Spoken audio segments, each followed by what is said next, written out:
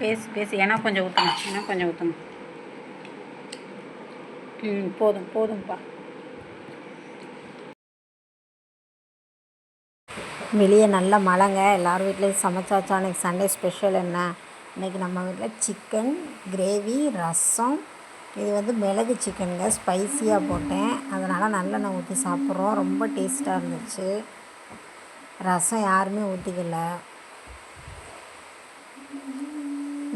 Chicken gravy, ரசம். இது மிளகு கறிங்க. மிளகு கறிக்கு நல்லெண்ணெய் ஊற்றி சாப்பிட்டா நல்லாயிருக்கும். அதான் நல்லெண்ணெய் ஊற்றுறாங்க.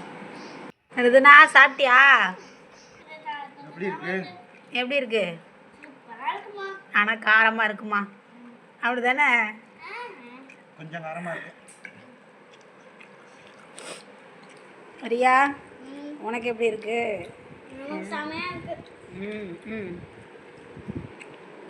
உங்களுக்கு எப்படி இருக்கு? சூப்பராக இருக்கு. ஐயோ,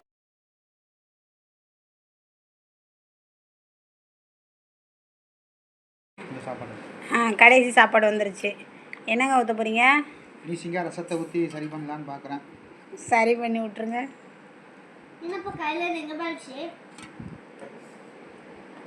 என் பெரிய குட்டி போட்டது நகைப்பாலிசு. ரசம் எப்படி இருக்குன்னு சொல்லுங்க. குழம்புலாம் நல்லா இருந்துச்சா? இருக்கு. நல்லா இல்லைனாலும் நல்லா இல்லைன்னு தான் சொல்லணும். நல்லா இருக்குன்னு தான் சொல்லணும். கல்யாண வீட்டு ரசம் கணக்காக இருக்கு. ஒரே புகழ்றாரு அப்பா பாப்பாய். ஒரே புகழ்றாங்க. உங்கள் வீட்டில் இன்றைக்கி என்ன சமையல்னு சொல்லுங்கள். பாய்.